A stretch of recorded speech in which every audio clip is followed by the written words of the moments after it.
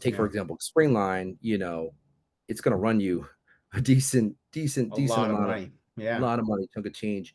It takes a while to get that return back on that. Yeah. So with Hormas, I'm able to do that at a fraction of the cost, while also still getting the quality that I need. And plus, being that I have the last made there, the shipping is going to be way, way better.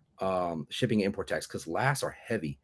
Yeah. So Yeah. generally, I just did a last shipment, I want to say about a week ago for Yeah. the lifestyle line. Yeah. Um, and that'll run you like close to $1,000 just for the Wow. leather. Just for shipment. Just for shipping. I'm sorry, Oh my just for God. shipping. Wow. So, you have to account for all that stuff, where you're shipping it to, because like if Yeah. you're gonna ship last to Indonesia, hopefully you do it once Yeah. because Yeah. it's gonna, Does that it's limit the amount of sizes you offer? For example, do you have to like cut it off I mean, some of it's also just market, yeah. who's got size 14 feet versus who's got size 9 to 10 feet. But do you have to I presume you have to factor in what you're offering from that standpoint as well, from a cost standpoint?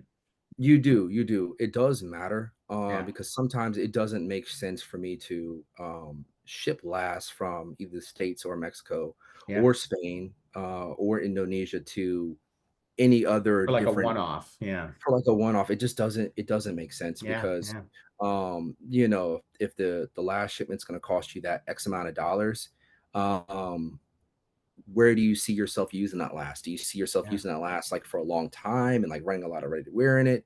Yeah. Or is it just like a one-off thing? It's not gonna make sense. No, that makes So good sense. Yeah, location does matter for last as well.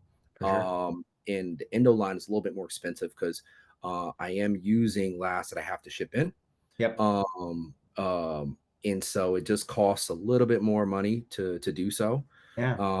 So, and I used the same last across a lot of different regions as well. So like, it just kind of, you have to make sure that you do it effectively. Otherwise, it can Be get you in road trouble. yeah, cost deficient to you.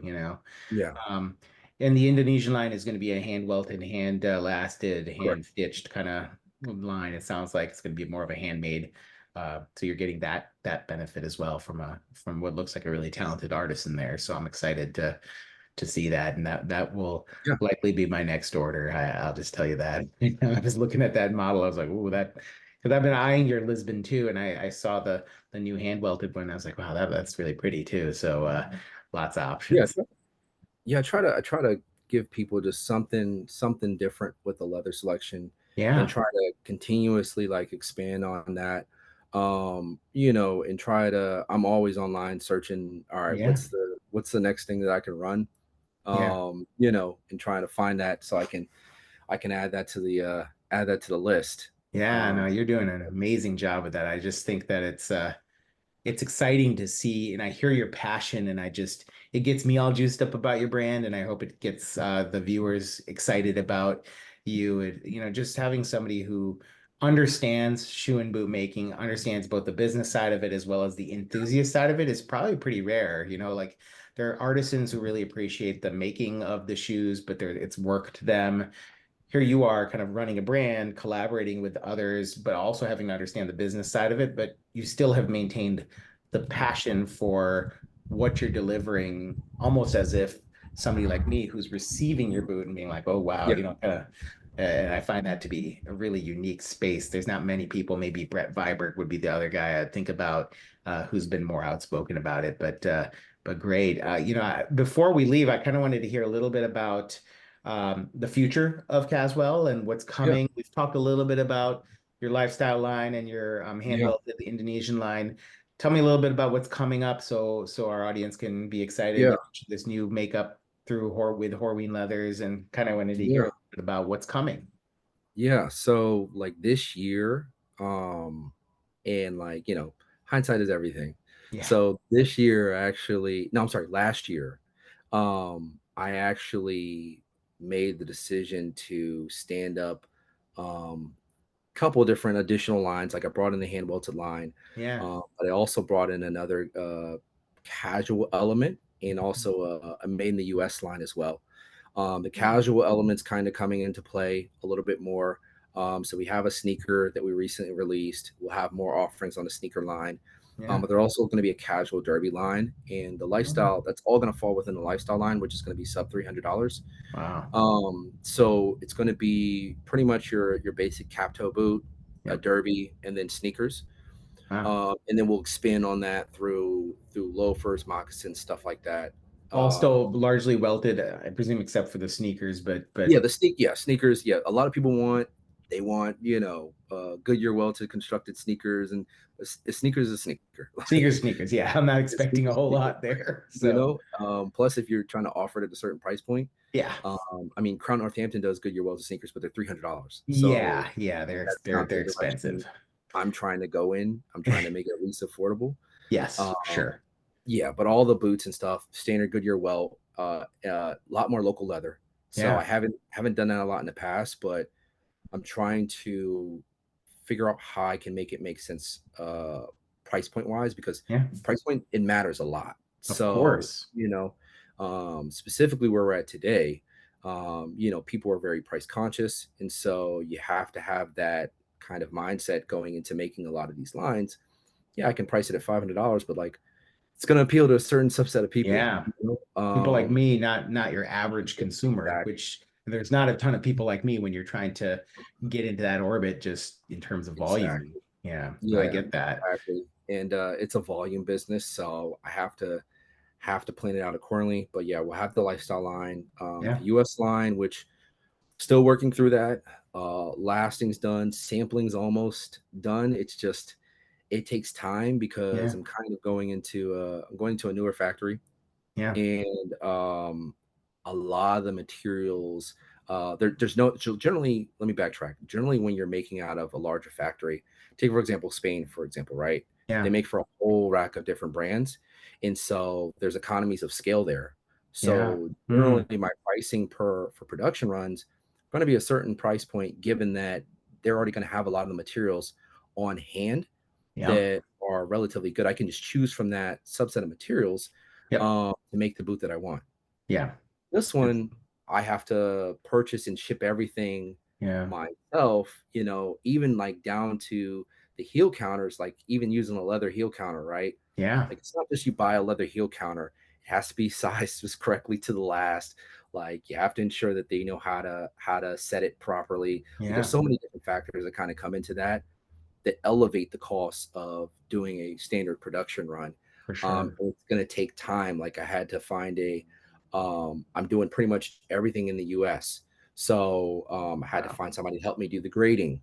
Yeah, Had to, find the right line, right source to do my lining, stuff like that, and make it make sense for the price point that I want to deliver the line at. yeah.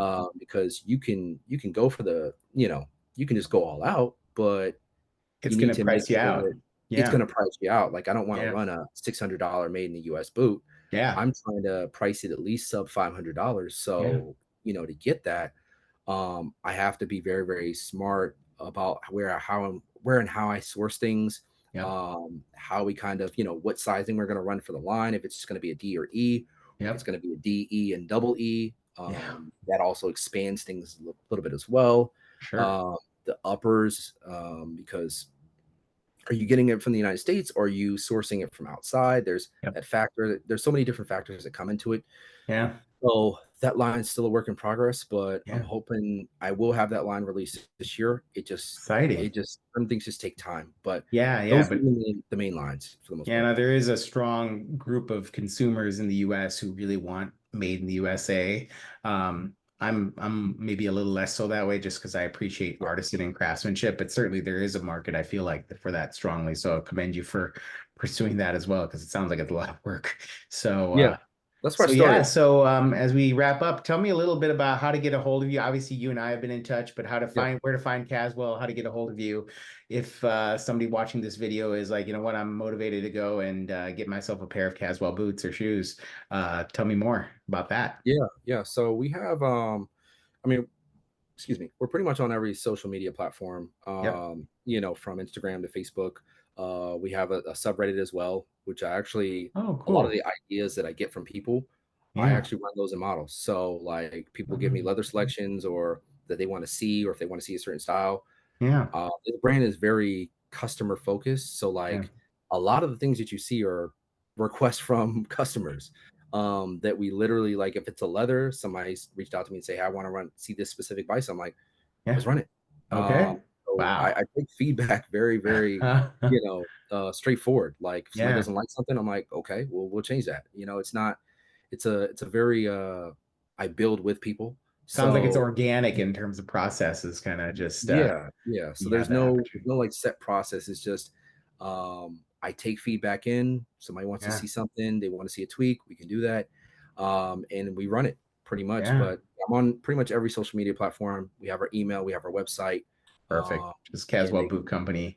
And I'll put up the URL on the recording here so people can see where it is. But well, Kevin, I really appreciate you taking this amount of time to spend with me and chat about boots and your brand and also for this beautiful pair of Stanton boots, which, I absolutely adore. For those of you who are looking for a great value, the current Spanish-made Goodyear Welted line is fantastic. But as you and I have talked about, there's a lot more coming and a lot other yeah, options out there for those of you who have different levels of interest at different price points. Sounds like Kevin's got you covered. So, trying to, yeah, trying to. And trying a to. guy like me is always psyched about that and just the enthusiasm of somebody who's been in this space, been in these shoes.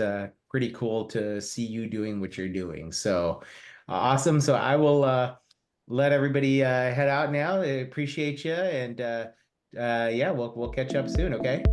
Yep, thank you for having me. Awesome.